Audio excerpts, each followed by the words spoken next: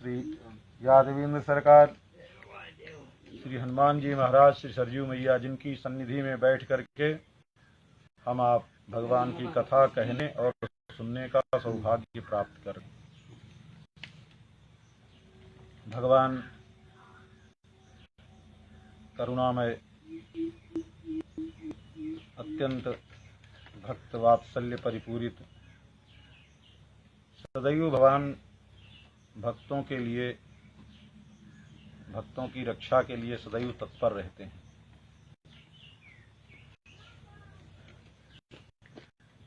बचपन में जो प्रहलाद जी महाराज ने कहा है, कौमाराचर्येत प्राज्ञो धर्मान भागवतान, तो बचपन में जो श्रृंखला पड़ जाती है, बचपन में जो संस्कार बन जाते हैं, वो संस्कार जल्दी से मिटती नहीं है। इसीलिए बचपन से ही भक्ति के मार्ग पर लग जाना चाहिए।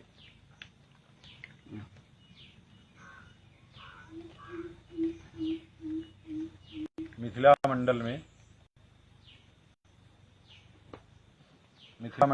एक मैया रहती थी। बिहार का और जनकपुर का वही बॉर्डर है, कहीं पास में जो है। तो अपने यहाँ जैसे अयोध्यावासी या जो भी अवध क्षेत्र के लोग हैं, भगवान को अपना भाई, माँ, बाप जैसे ही अपने एक संबंध भगवान से रखते हैं कि भगवान हमारे हैं, हम अयोध्यावासी हैं।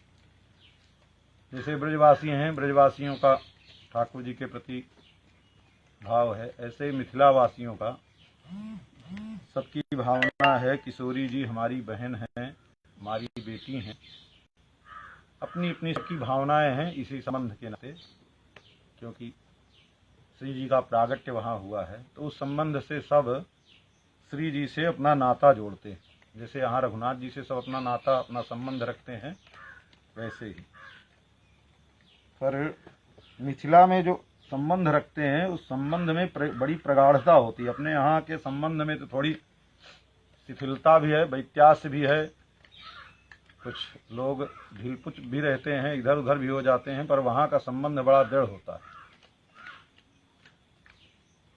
तो ऐसे ही एक बूढ़ी मैया थी, उनका एक बालक था, नाम था प्रयाग। बचपन से ही अब गांव में रहते, गांव की जो परंपराएं हैं उस परंपराओं से जुड़े रहे। तो अपने यहाँ अनेक दीपावली, होली, रक्षाबंधन सब त्योहार हैं। बचपन में बच्चों का हृदय बहुत कोमल होता है। उस कोमल अवस्था में बच्चों को ये ज्ञान नहीं होता है, ये ध्यान नहीं होता है कि वैसे तो बचपन में ये होता है, गांव भर के, घर भर के सब संबंध अपने ही लगते हैं। बचपन में कोई पराया नहीं लगता है, सब अपने ही लगते हैं। वो तो जैसे जैसे शरीर बढ़ता है, बुद्धि का विकास होता चला जाता है, धीरे धीरे धीरे फिर अपने पहचानने, पराये पहचानने, फिर ये वो, फिर अगल बगल, पड़ोसी, तब ये होता है। बचपन में तो सब ठीक था, पर जैसे ही जैसे बड़े होने लगे, माँ से पूछते, माँ हमारे बाबा नहीं हैं? बोले नहीं, तुम्हारे बचपन में ही बाबा चले गए। तो और कोई हमारा भाई? बोले नहीं, भाई नहीं। बोली बहन? तो जैसे अपने यहाँ उस दिन सरस्वती बहन की चर्चा भई, वैसे ही वहाँ भी है, किसी के बहन हो चाहे न हो, पर जानकी जी शाश्वत सबकी बहन है, सनातन। कोई ये नहीं, अपने यहाँ ये नहीं कह सकता है कि तुम्हारे कोई बहन नहीं है। अगर नहीं भी है तो सीधे बोलेंगे कि नहीं नहीं, किशोरी जी तो हैं ना, तुम्हारी बहन सिया जो है, किशोरी जो है। तो ऐसे ही बचपन में देखा, बाल घर के सभी जो है, घर में बहनें आती, रक्षा बांधी, सब कुछ करती। बालक ने मैया से पूछा, माँ हमारे कोई बहन नहीं है? तो माँ ने कहा कि नहीं बेटा, ऐसा नहीं कहते, तुम्हारी भी बहन है, वो सिया जो हैं। और तो बोले कहाँ है? बोले वो अयोध्या में है। अच्छा अयोध्या में है? बोले हाँ अयोध्या में है। बोले अयोध्या यहाँ से कितना दूर है? माँ ने कहा बहुत दूर है, कई दिन लगता है आने जाने में। उस समय तो कोई साधन भी नहीं था, पैदल ही चलना है, बैलगाड़ी चलना, घोड़ा गाड़ी, जिनके पास ऐसा साधन, ट्रेन वोन की भी सुविधा नहीं थी उस समय। तो माँ कभी जीजी आती नहीं? बोले नहीं बेटा, बहुत दूर है ना, वहां से बार बार आना जाना, जब तुम बड़े हो जाना तब मिलने जाना।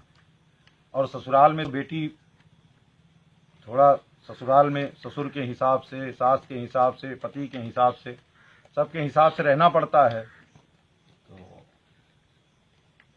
ठीक है, धीरे धीरे धीरे धीरे करते करते ऐसे ही समय व्यतीत होने लगा। अब माँ से हमारी बहन कैसी है, क्या है, सारी चर्चाएं चलती। तो मैया राम जी की कथा कौन छोटी है, मैया ठाकुर जी की, यहाँ की कथा, मिथिला की कथा, जो भी है, जितना मैया को याद था। और गांवों में देहातों में जो कथाएं हम आपको नहीं भी मालूम है या शास्त्र पुराण में नहीं भी है, उस क्षेत्र के हिसाब से वो कथाएं उनको ज्ञात है। ऐसा नहीं कि वो कोई किंवदंतियां हैं। अवध के प्रांत में गांवों में घूमिए तो बहुत सी ऐसी कथाएं मिल जाएंगी जो कहीं रामायण वामायण में नहीं है, पर उनका किसी शास्त्र से विरोध भी नहीं है। और बहुत जब देखते हैं तो कभी कभी तो जब एकाध चौपाई पर बहुत विशेष ध्यान जाता है तो एकाएक कथा समझ में आती है कि हाँ ये बात है, ये कथा एक छोटी सी चौपाई मानस, वैसे मानसकार जो गोस्वामी तुलसीदास जी महाराज हैं वो सब कथाओं को समेटे हैं। तो जो अपने यहाँ के अवध की जो कथाएं हैं उनको भी छोटे छोटे में ही समेट दिए हैं। वो जब गांव में जैसे बहु धनुही तोरी लड़काई, अभी कथा कहाँ मिलती है, लेकिन अब गांव में जाएंगे तो गांव के बड़ी बूढ़ी माताएं वो सब बताती हैं कि हाँ बहु धनुही कब तोड़ी थी। तो कहने का मतलब है कैसे ऐसे तो बहुत सी कथाएं हैं जो छोटी छोटी कथाएं हैं वो मिल जाती हैं। तो ऐसे ही मिथिला में भी है। तो मैया, और अभी टीवी आ गई ना। आज के 40 साल पहले, 30-40 साल पहले न टीवी होती थी न कुछ होता था। शाम को जब माताएं बच्चे सब सोते तो कहते मैया किस्सा सुना, कहानी सुना। तो 1 घंटा 2 घंटा अब जिसको जितनी कहानी याद होती वो सुनाता।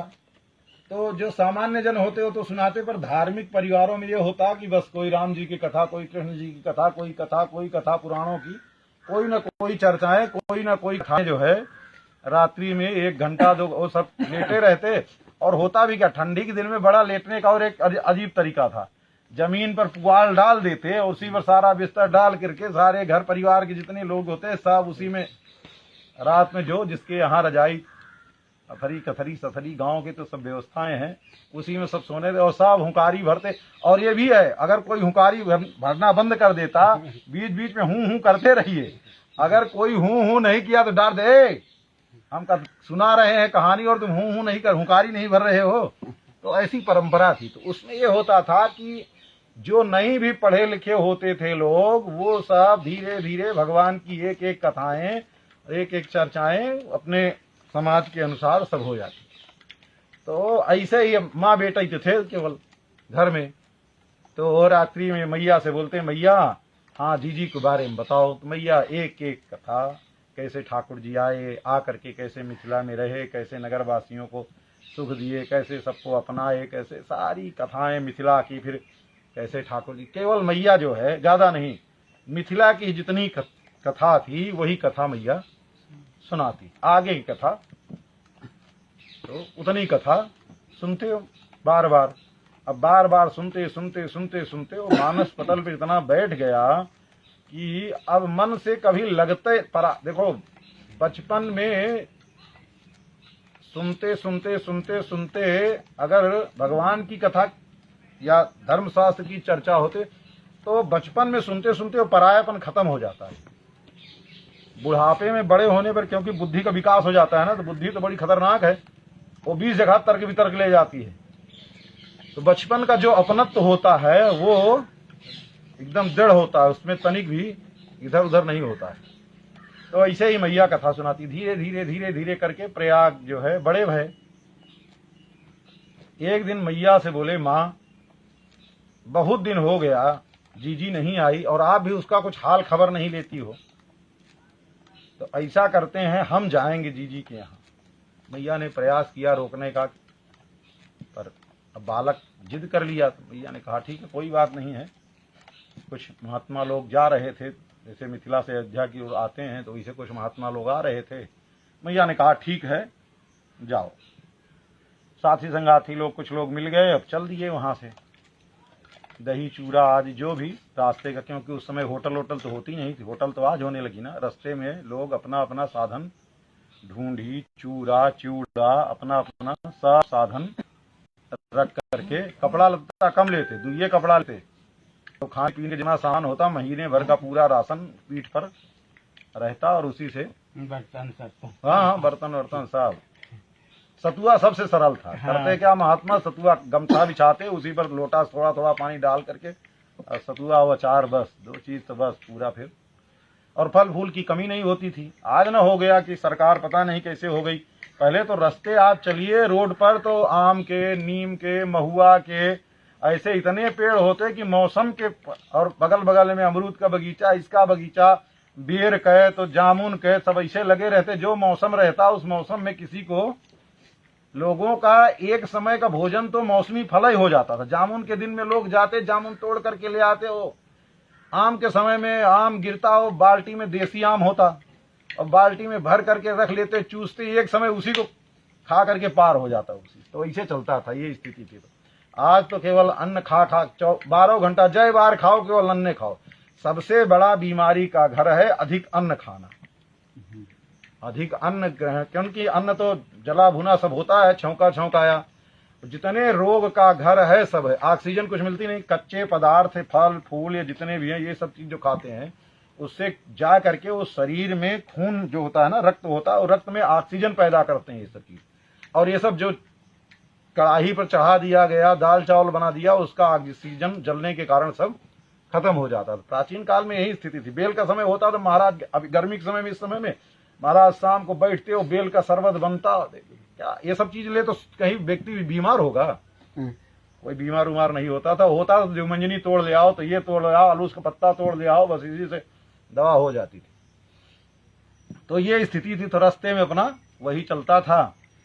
और लोग इसीलिए पेड़ भी लगाते थे रास्ते में, रोड के किनारे किनारे रास्ते में, इसीलिए ये सब खाने पीने वाले पेड़ लगाते कि छाया, चल रास्ता चले तो कम से कम व्यक्ति उसको छाया मिले, बैठ जाएगा। और छाया मिलेगा, थोड़ा सुस्ताएगा तो कुछ भूख भूख लगेगी, तो फल वल देखेगा तो कुछ भूख भी मिटेगी। अभी हम सब वृंदावन जाते हैं तो लखनऊ से जो आगरा का हाईवे है, एक्सप्रेसवे है, उस पे महाराज आप कहीं गाड़ी खड़ी करिए तो एक पेड़ नहीं मिलेगा, एक पेड़ कि किसी छाया के नीचे जो है आप गाड़ी खड़ी कर लीजिए, 250-300 किलोमीटर कहीं नहीं, कहीं एक भी नहीं है। ये सबसे आप कल्पना करो। आज के कहते हैं आज हम ज्यादा बुद्धिमान हो गए हैं। आज के लोगों के बुद्धि का दिवालियापन सोचिए। कल्पना कीजिए कि मान लीजिए कोई घटना हो जाए, कुछ हो जाए, गाड़ी पंचर हो जाए, तो बेचारा उस धूप में कहाँ खड़ी करे, बीमार हो जाए दवा देने वाला। तो ये स्थिति है लोगों के। मतलब सोचिए दिमाग का, कहते हैं हम ज्यादा बुद्धिमान हो गए, यही बुद्धिमानी है। तो ये स्थिति हो गई है। तो कहने का तात्पर्य, प्राचीन काल में लोग जो कार्य करते थे बहुत दूर तक सोच करके, रास्ते में बावड़ी, रास्ते में कुआं खुदवाते जहां, और बाल्टी और रस्सी वही पड़ी रहती थी। और अगर टूट टाट जाती तो गांव के लोग सब चंदा करके और फिर रास्ते चलने वाली जगह पर बाल्टी और रख देते अपना। राही जो राहगीर आए अपना पानी पिए, और कुएं का जल महाराज पी करके जो तृप्ति मिलती है, फ्रिज का कितनों पानी पियो उससे कुछ नहीं होने वाला। राजा राजा कुएं जल पी करके देखिए क्या। अब तो टोटी नल का वही मिलता, बूंद वाले जल में भी उतनी वो स्थिति नहीं होती कुएं के जल में। एक बार हम गए झांसी।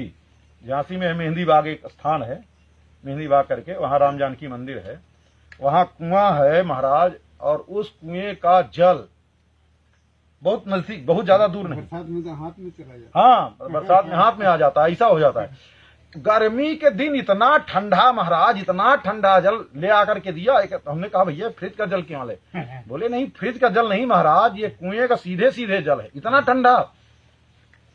आश्चर्य, इतना ठंडा जल महाराज, आज तक हमको वैसा ठंडा जल कहीं नहीं मिला कुएं का। इतना दिव्य जल। और आप देखिए उस जल को तो एकदम लगता है कि अमृत है पीने के बाद। तो ऐसे ऐसे कुएं के जल होते हैं, अभी भी वहां वो चलता है। सब साधु जितने महात्मा जाते हैं उसी से भरते हैं, उसी से नहाते हैं, सारा कार्य उसी से होता है। तो स्थानों में प्राचीन परंपरा में सब भटकाए गए। हाँ, तो ये स्थिति। तो कहने का तात्पर्य है उस समय जो लोग करते थे बड़ा सोच समझ करके कार्य करते थे। आज सोच समझ करके नहीं करते हैं। आज सब जो है केवल क्षणिक वो है, भविष्य की चिंता किसी को नहीं है। तो उसका परिणाम भी भोग रहे हैं सब। तो कहने का तात्पर्य है रास्ते में चले आए, अपना जो था पाथेय था रास्ते में, और खाते पीते। पर मिथिला की एक विशेषता है, मिथिला के चूड़ा और दही बहुत पसंद है, प्रसिद्ध है। और दही तो महाराज मिथिला की ऐसी होती है कि बोरा में भर लीजिए।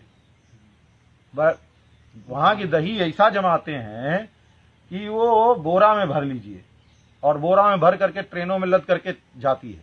इतना सूखी सब थक्की, और उसको रख लेते हैं और बस वो सूख भी जाती है। वो सुखा भी लेंगे और तो चूड़ा रखे रहेंगे और कहीं भी जाएंगे पानी मिलाएंगे। पानी मिलाने के बाद जैसे आजकल दूध का पाउडर आता है वैसे वो दही जम जाता है। तो कहीं वो डाले पानी और उसके बाद दही तैयार, फिर देखो चूड़े के साथ क्या आनंद है। तो ऐसे हम लाते हैं स्वामी जी खिचड़ी समय में। हाँ, बहुत से लोग भंडारा करते हैं तो लाते हैं वहाँ। हाँ, तो वही कह रहे हैं कि ऐसे जो है पुराने लोग की सोच और उनकी व्यवस्था वो कहीं ऐसे थोड़े न। तो चूड़ा दही लेके तो ऐसे जो है वहां से वो लेकर के चले अपना भी चलता है बिहार में। तो वहां से चले लेकर के आते आते अब यहाँ पहुंच गए। जब यहाँ अयोध्या पहुंचे तो पूछे भैया कि अब अयोध्या आ गए तो हमारी जीजी का घर कौन है। अब भैया ऐसे कोई पूछेगा, और बच्चा अभी ज्यादा उम्र नहीं, 9-10 साल की उम्र। ओ बालक सबसे पूछे भैया हमारी सियाजू हैं, वो हमारी जीजी हैं, वो यहीं ब्याही हैं, उनका अयोध्या में घर है, बताओ। तो कोई पूछे भैया मोहल्ला कौन सा है, कोई और परिवार के सदस्य का नाम बताओ। कुछ करके आप भाई सामान्य व्यक्ति तो यही पूछेगा कि भाई सियाजू कोई मिथिला की होंगी, वो यहाँ ब्याही होंगी या उनका घर होगा। इसे जो है वो इसी क्रम से लोग पूछें तो सब कोई जिसको जो अंदाजा लगा, अच्छा भैया वहां चले जाओ, वहां चलो। दिन भर घूमते घूमते यहाँ वहां का पता करते करते सायंकाल हो गया। तो कोई महात्मा मिले तो उनसे पूछे, तो बोले कहाँ से आए हो, बोले मिथिला से आए। किसको खोजना है, बोले सियाजू को खोज रहे हैं। कौन सियाजू, बोले हमारी जीजी हैं सियाजू। तो बोले कि अच्छा तुम्हारी जीजी हैं, तो यहाँ रहती हैं, बोले हाँ यहाँ रहती हैं, उनका ब्याह यहीं हुआ है। बोले अच्छा तो करती क्या है, बोले वो करेंगे क्या, रे वो तो राजरानी है, वो तो राजरानी है। तब महात्मा समझ गए कि राजरानी का मतलब है कि वो श्री जी के लिए कह रहे हैं, श्री जी के लिए। तो महात्मा ने कहा ऐसा है तुम्हारी सियाजू इस समय कनक भवन में है, कनक भवन में जाओ। तो अब कनक भवन पूछते पूछते पहुंच गए। कनक भवन पूछते पूछते पहुंच गए। कनक भवन में आए तो देखा कनक भवन का सब समय होता है। एक तो वैसे अन्य व्यक्ति, सायंकाल हो गया और उस समय कोई दिया बत्ती का नहीं जो था। उस समय मसालों साल जलते थे रोडों पर, अलग अलग व्यवस्थाएं होती थी सब उस काल में। तो उस समय होता था, प्राचीन महात्मा लोग बताते थे, वो अंडी होती है ना, अंडी तेल बहुत मोटा होता है। 1 लीटर रख लीजिए तो ये 10 लीटर के बराबर है, इतना मोटा होता है। इतना वो मतलब किफायती होता। दीपक जलाइए, एक दीपक में रख दीजिए, मिट्टी वाला जो दीपक होता है ना, अंडी के तेल एक मिट्टी के दीपक में रख दीजिए तो आधी रात पार कर देगा। इतना सोच लो, बहुत कम जलता है, बहुत हाँ, और बहुत जो है वो समय तक जलता है। पहले लोग इसी तरीके व्यवस्था करते थे। तो वही अंडी के तेल के मसालों साल सब रखे रहते रोडों पर, इधर उधर सायंकाल को सब जलते रहते, ऐसी व्यवस्था होती थी। तो ऐसे हुआ तो आए सायंकाल, धीरे आते आते आते आते मंदिर का पट बंद हो गया। अब आए पूछा तो दरवाजे पर जो दरबान था उसने रोक दिया, मंदिर बंद हो गया। बोले तब जाए कहाँ।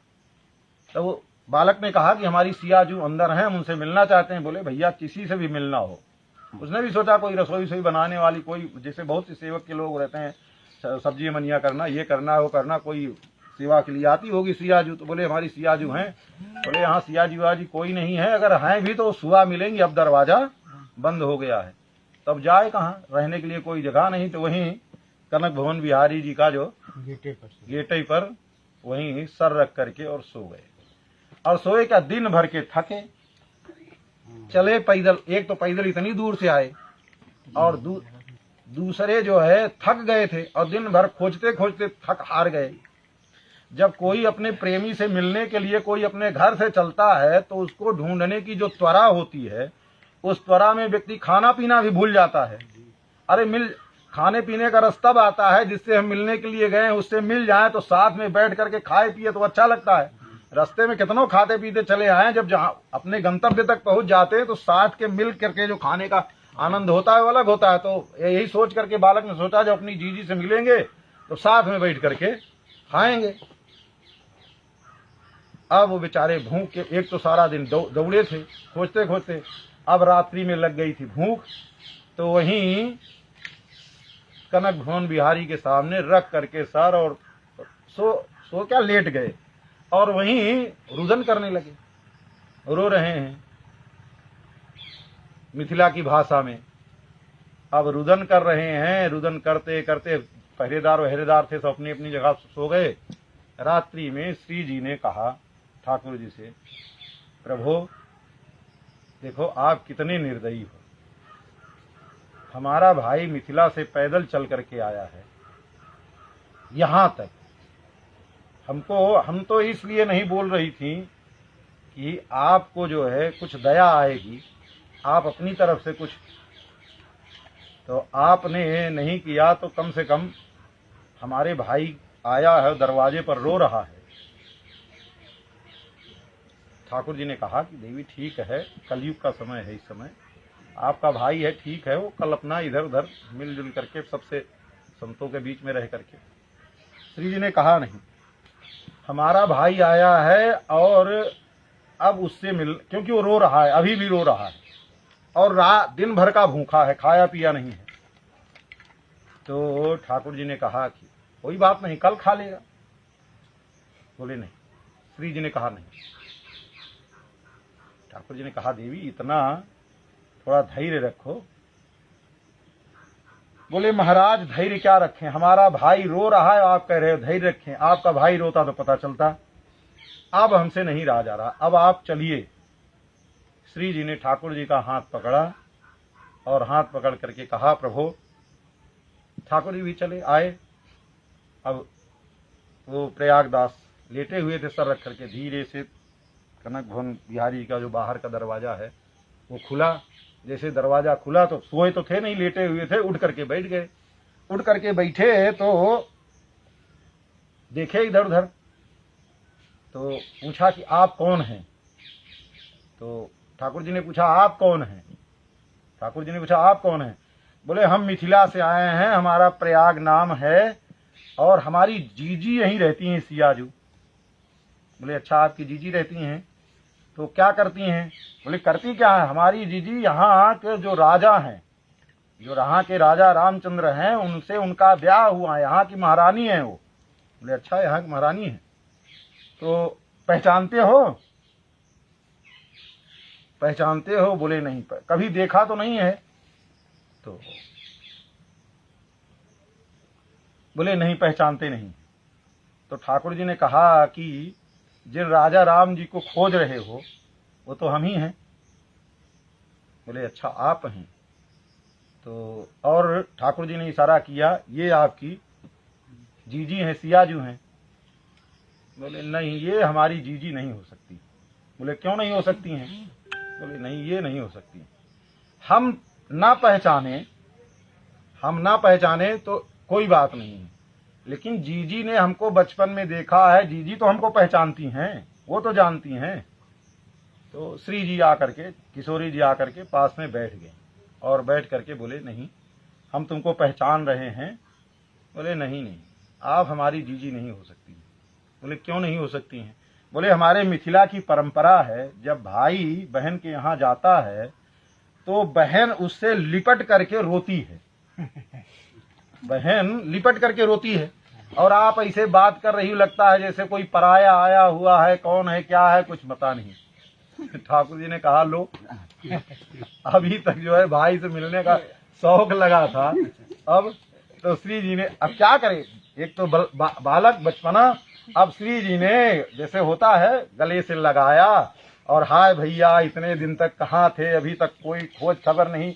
जैसे गांव की माताएं रोती हैं वो मिथिला की भाषा में श्री जी ने रोना शुरू। अब प्रयागदास चुप कराते हैं, अरे जी अभी तक जो हुआ, अभी हम छोटे थे, अब हम बड़े हो गए हैं, आ गए हैं, अब जो है।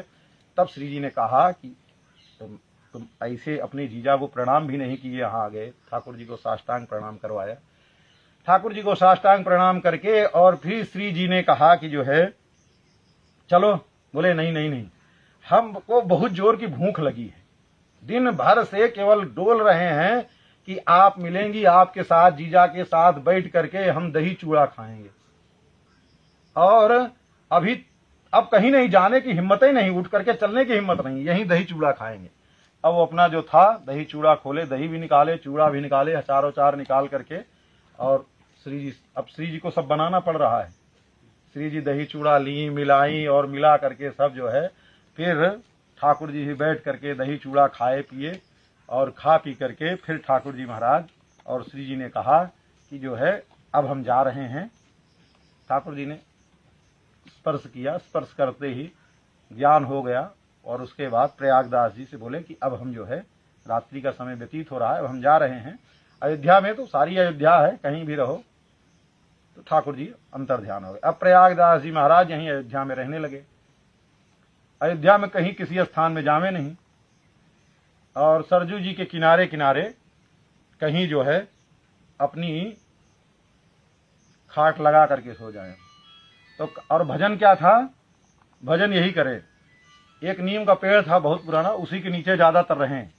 तो बोले नीम के नीचे खाट बिछी है, नीम के नीचे खाट बिछी है, और खाट के नीचे करवा, करवा मतलब मिट्टी का बर्तन होता है जो पानी वानी रखने वाला, और क्या होगा साधु के पास, तो करवा। नीम के नीचे खाट बिछी है, खाट के नीचे करवा, और प्रयागदास अलमस्ता सोवे, राम लला को सरवा, भैया राम लला को सरवा। ऐसे यही दिन भर यही रटे हैं। नीम के नीचे खाट बिछी है, खाट के नीचे करवा, और प्रयागदास अलमस्ता सोवे, राम लला को सरवा, भैया राम लला को सरवा। अब इतना संबंध प्रगाढ़ हो गया कि अब जो आवे धीरे धीरे धीरे धीरे सब अयोध्या, कोई कहीं मंदिर से आ जावे, कोई जाकर के प्रसाद दे देवे, कोई कुछ देवे, कुछ दे देवे, जो दे देवे जितना ही उनको जरूरत होवे उतना ले लेवे, बाकी सब दे देवाई करके छुट्टी कर दे। कुछ अपने पास नहीं रखे, खाने भर का केवल, और वही रास्ते में जो गुदड़ी उदड़ी मिल जाए वही पहन लेवे, और वही किसी से कुछ मांगना जातना नहीं, खाने पीने के लिए जो दे जाए। और धीरे धीरे सब अयोध्या वासियों को पता चल गया कि महाराज ऐसे महात्मा है ये पकड़ वाले, तो उनके खाट के जो है बस खाट के पास सब ले जाकर के पहुंचा देवे, बस वैसे रहे। एक दिन अब खाट पर लेटे लेटे सोचे भाई यहाँ अयोध्या में रहते रहते अब कुछ कथा वथा सुनना चाहिए। कथा सुनने के लिए गए, कहीं वाल्मीकि कथा हो रही थी। अब वाल्मीकि कथा शुरू भई, वाल्मीकि कथा बड़े प्रेम से सुने। कथा सुनते सुनते सुनते सुनते एक दिन अब राम जन्म से लेकर के ब्याह की भी चर्चा हो गई। जैसा माता जी ने सुनाया था थोड़ा इधर उधर मिला करके कथा सुने, बड़े प्रसन्न हुए। हाँ ये तो एकदम सही कथा हो रही है। और कथा सुने, और कथा सुन करके जैसे ही अयोध्या में आए और आ करके कैकेयी जी के द्वारा ठाकुर जी महाराज को 14 वर्ष का वनवास हुआ। ठाकुर, अब पंडित जी तो सुनाते चले जा रहे हैं, ठाकुर जी महाराज को 14 वर्ष का वनवास हो गया। ठाकुर जी महाराज नंगे पांव बिना कुछ पहने, और वही बलकल वस्त्र, और ना तो सोने के लिए कुछ, न बिछाने के लिए, न जूता न चप्पल, कुछ नहीं। जैसे पंडित जी ने कहा कथा में से उठ पड़े, आवेग आ गया, कथा में आवेश आ गया। गए दुकान पर से खाट ले आए, जूता ले आए, चप्पल ले आए, और रजाई ले आए, गद्दा ले आए, सब जितना सामान था सारा सामान इकट्ठा किए। और जिससे जावे ले, कोई मना नहीं, सब जाने अच्छे संत हैं, जिससे जो मांगे, पहले तो कभी किसी से मांगते नहीं थे, जिससे मांगे दुकानदार भी जो मांगे सब दे दिए महाराज। रख लिए सर पर, और अयोध्या से ले करके और चित्रकूट तक चले पैदल। कि हमारे जीजा जी यहाँ वाले कितने निर्दयी हैं, इसे नंगे पांव भेज दिए हैं, और हम जो है अपने जीजा के लिए सब लेकर के जाएंगे, 14 वर्ष तक कैसे रहेंगे। अब यहाँ से खाट पर लाद करके लेकर के चले, वो भाव आ गया, उसी स्थिति में पहुंच गए। यहाँ से पैदल चले, चलते चलते चलते चित्रकूट पहुंचे। अब चित्रकूट में इधर से इधर घूम रहे हैं, अब वहां भी पूछ रहे हैं, कभी कामतगिरी जा रहे हैं, कभी स्फटिक शिला जा रहे हैं, कभी मंदाकिनी के किनारे इधर पूछ रहे हैं भैया राम जी कहाँ है, राम जी कहाँ है। कोई मंदिर बता देता है, कोई मंदिर बता देता है, कोई पहाड़ी पर बता देता है। दिन भर ऐसे घूमते रहे। रात्रि जब हुई तो ठाकुर जी महाराज खाट वाट लिए कुल घूम रहे थे। तो ठाकुर जी महाराज ने कहा श्री जी से कि देखो अब भाई की आदत पड़ गई है ना, अब चलो फिर नहीं हमको कहोगे कि हमारा भाई आ गया। अब की बात ठाकुर जी ही बोले कि हमारा भाई आया है, आपको दया है नहीं है, तो हमको दया आ गई है, अब तुम्हारा भाई आ गया है, चलो उससे मिल लेते हैं, नहीं तो ये चित्रकूट में ही कुछ हंगामा करेगा। तो ठाकुर जी आए श्री जी के साथ में, ठाकुर जी आए मिले। अब प्रयागदास जी जो लिए थे बर्तन वर्तन को रखे थे, पहले उनको पता चला कि नंगे पांव आए, ठाकुर जी का पांव वहां धुल करके। अब पांव धुलने की भी अलग परंपरा है ना, घुटने से लेकर के यहाँ तक पांव, थकान उतारने के लिए। अब यहाँ से घुटने से लेकर पांव दबाया, ये किया, फिर जूता चप्पल जो था लेकर के गए थे वो पहना करके बिस्तर, वो खाट थी ही, उसी खाट पर बिस्तर उस्तर लगा दिया, ठाकुर जी बैठ गए। अब जो कर रहे हैं कर, जब हो गया तब सब पूरी सेवा कर लिए ठाकुर जी। कहने का मतलब जितनी सेवा थी, जितना मन में सजो करके चले थे अयोध्या से कि ठाकुर जी मिलेंगे तो ऐसा करेंगे, अपना खिला पिला के भोग लगा करके ठाकुर जी। जब ठाकुर जी ने फिर हाथ रखा सर पर, प्रयागदास से बोले प्रयागदास अब तो हम अयोध्या पहुंच चुके हैं। तो बोले आप अयोध्या पहुंच चुके हैं? बोले हाँ। तो फिर आप यहाँ कैसे आ गए? बोले आप अयोध्या छोड़ करके यहाँ आ गए, इसीलिए ना हम यहाँ आए, फिर हमको आना पड़ा। बोले अच्छा आप अयोध्या आ गए हैं, तो फिर हम अयोध्या चलें? बोले हाँ अयोध्या चलो। अब फिर वहां से खटिया, बोले इसका सबका क्या करें? बोले इसकी कोई नहीं, हम तो ले लिए हैं, तो अब इसको ले लिए है प्रसादी, अब इसको आप अपने पास रखो। बोले ठीक है। अब ठाकुर जी की प्रसादी है तो अब रख लिए। अब वो जितना सब सामान था फिर सर पर रखे, और फिर सर रख करके फिर अयोध्या आ गए। अब 2 खाट लगने लगी। पहले एक खाट पर अपने सोते थे नीम के पेड़ के नीचे, अब 2 खाट लगने लगी। 2 खाट, एक ठाकुर जी की लगी हुई है सेज पूरी तैयार, सब उसी में जूता चप्पल ये वो जितना भी है फल फूल सब रखा हुआ है। अब यहीं वही भजन कीर्तन शुरू हुआ। एक दिन सरजू जी नहाने आ रहे थे, माघ का महीना आ रहा था, कुंभ लगा हुआ था। कुंभ लगा था तो महात्मा लोग निकले, बोले प्रयागदास। बोले हाँ महात्मा। धीरे धीरे महात्माओं से परिचय भी हो गया जो अच्छे। बोले क्या अयोध्या में? अरे इस समय मेला लगा हुआ है कुंभ का प्रयाग में, मेला में नहीं चलोगे? बोले मेला क्या होता है? बोले अरे पूरे भारत भर के, संसार भर के जितने भी संत महात्मा हैं, साधु महात्मा, सब वहां गंगा जी का स्नान करने के लिए आते हैं। बोले ठीक है। तो बोले हम भी चलें? बोले चलो ठीक है। अब वो एक अपनी खटिया लेकर के नहीं, वो जो ठाकुर जी वाली सेज थी वो खटिया उठाए और ले करके चले प्रयागदास, यहाँ से पैदल। अब भाई साधु लोग अपना जो बाड़ा लगाए थे सब बाड़ा लगाए थे। अब ये खटिया उतना दुनिया भर का वो सब, अब प्रयाग में जो जाते हैं सब तो अपना अपना भाई व्यवस्था रखते हैं कि एक एक हाथ साधु के लिए भी देंगे तो अपना जगह थोड़ी थोड़ी जगह दे देते हैं कि रहें। अब इनको खटिया की भी जगह चाहिए, उसकी भी एक रावटी को अकेले के लिए चाहिए, तो कौन साधु अपने यहाँ ठहरावे। अब सब जगह डोल आए, कोई जो है अपने यहाँ रखा नहीं। तब प्रयागदास ने कहा कि मुंडियों ने परपंच रचाया, क्या रखा है मेले में? ये जितने भी, कोई जटा वाला है, कोई मुंडी वाले हैं, कोई ये हैं, और सब ठगने वाले हैं, सब परपंच रचाए हैं, मेला वाला कुछ नहीं। यहाँ कोई धर्म कर्म। कहा मुंडियों ने परपंच रचाया, क्या रखा है मेले में? और प्रयागदास राघव को लेकर पड़े रहेंगे ढेले पे। मेला से बाहर थोड़ी दूर पर खेत जुता हुआ था, हल वल चला हुआ खेत था, उससे दूर में बड़े बड़े ढेले थे, और बस वहीं ले जाकर के अपनी खाट ठाकुर जी की रख दिया पूरी सेज, और अब ढेला ओला था उसी के ऊपर अपना आसन लगा और वहीं सो गए। अब महाराज धीरे धीरे धीरे धीरे लोगों को प्रयाग में पता चला कोई महात्मा आए हैं, वो सबसे दूर वहीं पड़े हुए हैं सेज लगा करके। अब पूरे जो प्रयाग का मेला था, वो मेला उधर जितने तंबू कनात लगे थे तो खाली हो गए। तंबू कनात वाली जगह सब खाली हो गई। सब प्रयागदास जी का दर्शन करने के लिए पूरे प्रयाग में चारों तरफ से नहाना तो कम हो गया, और प्रयागदास जी के दर्शन करने के लिए, और प्रयागदास जी मस्त अपना दरबार लगा हुआ है उनका चरपैया का, ठाकुर जी की सेज का, और बस वही लोग आते हैं दर्शन करते हैं, सबको आशीर्वाद देते हैं अपना। और वहीं अब महात्मा लोग देखे कि अब तो मेला सब उधर ही चला गया। अब जब भाई कोई दर्शनार्थी यहाँ आएगा नहीं तो रावटी लगा करके तंबू कनात लगा करके फायदा क्या है।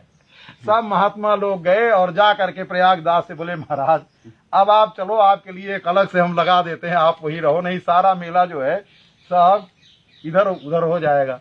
प्रयागदास जी को पकड़ करके सब ले आए, मना चुना करके उनके लिए अलग से एक राप्ती लगाई गई। राप्ती लगा करके गंगा जी के किनारे बढ़िया व्यवस्था कर दिया। आप तो प्रयागदास जी की चर्चा भई। ऐसे ही प्रयागदास जी महाराज जो है प्रयाग थोड़े दिन रहे और फिर वो भीड़ भाड़ लोग ज्यादा आना जाना कचर पचर शुरू हुआ। रात्रि में अपना चुप के बोले इससे अच्छा तो हम अयोध्या में थे, सरजू नहाते थे। अब बस रात्रि में अपनी खटिया वटिया को सेज लिए और रख करके ठाकुर जी का जूता चप्पल सब था और रात में रखे और फिर अयोध्या चले आए। और अयोध्या में बस इतना ही भजन था, ना कोई मंत्र ना कोई तंत्र ना कुछ नहीं, एक बस खाट के नहीं नीम के नीचे खाट बिछी है, खाट के नीचे करवा और प्रयागदास अलमस्ता सोए राम लला को सरवा भैया राम। और उनके अगल बगल जो हो जाए वो भी कुछ साधु महात्मा आ जाए वो भी यही कीर्तन करें और जब जिसको मर्जी हो उठ करके चला जाओ। किसी से बंधन नहीं कि बैठो यहाँ, किसी को बुलावे नहीं, जब तक जिसको बैठे रहें। फिर तो बड़ी ख्याति हो गई, लोग बड़ा आते उनके समीप में आ करके, कुछ नहीं केवल इतने और यही दोहा वो बोलते और यही कीर्तन करते और इतने से लोगों को इतनी संतुष्टि मिलती समीप में बैठ करके कि सब तृप्त हो करके वापस जाते संतुष्ट हो करके। तो कहने का तात्पर्य है कि भगवान के संबंध का और भगवान से प्रेम हो जावे तो ज्ञान की किसी को कमी नहीं है, सबके पास ज्ञान है। वो भगवान का सामीप्य जिस महात्मा के पास रहता है, जिस साधु संत के पास रहता है, उसके समीप पहुंचने के बाद अगर जीव भगवान से दूर भी है तो उस महात्मा के और भगवान के सामीप्य के कारण नास्तिक से नास्तिक जीव के हृदय में भी भगवान का संचार, भगवान के प्रेम का संचार हो जाता है। जैसे अब थोड़े उदाहरण में समझिए, जैसे अग्नि के प्रागट्य का स्थान है, ठीक है, अग्नि के प्रागट्य का स्थान है, अग्नि लकड़ी में प्रकट होती है, ठीक है। अब लकड़ी में कैसे अग्नि प्रकट होगी? अग्नि लकड़ी में भी है। अब या तो रगड़ो उसको, अरणी वरणी मंथन करते हैं ना यज्ञ में, और पीपल की लकड़ी और समी की लकड़ी मिला करके रगड़े तो उसमें से धीरे धीरे करके अग्नि प्रकट हो जाती है। अब ऐसे या तो इतना मंथन करो आपस में, जंगल में जो लकड़ी होती है वो दावाग्नि लगती है, क्या होता है आपस में बांस लकड़ी टकराती है और घिसती इतनी तेज की हवा चलती है कि आपस में लकड़ियों के घिसने से वो आग प्रकट हो जाती है। कोई लगाता नहीं, वो दावाग्नि अपने आप प्रकट हो जाती है, लग जाता है। तो ऐसे ही अग्नि सब जगह है, लकड़ी में भी है, पर अग्नि को प्रकट करना है तो उसका घर्षण करो। तो परमात्मा सभी जीव के अंदर है, कोई ऐसा जीव नहीं है जिसके अंदर परमात्मा की स्थिति न होवे। पर अब उसको रगड़ो, चिंतन के द्वारा, मनन के द्वारा, भजन के द्वारा, भगवान के ध्यान के द्वारा। अब उतना हो जाए तो करो, और अगर मान लीजिए वो करने में समर्थ नहीं है तो बोले भैया किसी के चूल्हे में लगी हो आग, किसी के चूल्हे में आग जल रही हो, उसमें से आग का टुकड़ा ले आओ और इस लकड़ी में भी डाल दो, देखो थोड़ी देर में ना तो रगड़ना पड़ेगा, ना झगड़ना पड़ेगा, ना कुछ करना पड़ेगा, बिना श्रम के उस लकड़ी में आग लग जाएगी। ऐसे ही जिन महात्माओं के हृदय में भगवान का आविर्भाव हो गया, जिन महात्माओं के हृदय में भगवान का प्रागट्य हो गया है, अब उनका सामीप्य प्राप्त करके, क्योंकि लकड़ी है ना, लकड़ी अगर अग्नि का सामीप्य प्राप्त करेगा धीरे धीरे उसमें भी अग्नि की ज्वाला प्रकट हो जाएगी। तो ऐसे ही किसी भगवत प्राप्त महापुरुष का सानिध्य प्राप्त हो जाए तो जिनको नहीं भी परमात्मा की प्राप्ति है, नहीं भी भगवान का प्रेम का संचार हो रहा है हृदय में, तो समीपता के नाते, जैसे अग्नि के समीप पहुंचने के नाते धीरे धीरे दूसरी लकड़ी में भी अग्नि प्रवेश कर जाती है। ऐसे ही उन महात्माओं के, और कहीं वो महात्मा प्रसन्न होकर के मस्तक पर हाथ रख देवें और कहीं गले लगावें, जैसे अग्नि एकदम स्पर्श नजदीक में, क्योंकि भगवान तो तत्तिष्ठत दशांगुलम, भगवान हृदय में ही महात्माओं के रहते हैं, और महात्मा कहीं गले लगा लेवें तब तो महाराज पूरा का पूरा मिल जाएगा, उसमें कुछ बचेगा ही नहीं। तो ऐसे ही भगवान की प्राप्ति में अगर अपने साधन से नहीं हो पा रही है तो किन्हीं ऐसे भगवत प्राप्त महात्मा की सन्निधि और उनकी सेवा करके और उनके अत्यंत सन्निकटता की जिस दिन प्राप्ति हो जाएगी उस दिन भगवान की फिर दूरी नहीं रहेगी। भगवान का फिर उस जीव के अंदर भी भगवान का प्रेम और भगवान का प्रागट्य हो जाएगा। जिस भी साधन से, सारे साधन भगवान की प्राप्ति के लिए ही हैं, जिस भी साधन से भगवान की प्राप्ति हो जावे जीव का यही एकमात्र कर्तव्य है और यही करना है। बोलिए श्री अयोध्यानाथ भगवान की जय, श्री रंगनाथ भगवान की जय, श्री लक्ष्मी नारायण भगवान की जय, श्री सीतारामचंद्र भगवान की जय, श्री वृंदावन बिहारी लाल की जय, श्री हनुमान जी महाराज की जय, श्री सरयू मैया की जय, श्री अयोध्या धाम की जय, सब संतन की जय, सब भक्तन की जय। जय जय श्री सीताराम, जय जय श्री राधे व्यास जी महाराज की जय।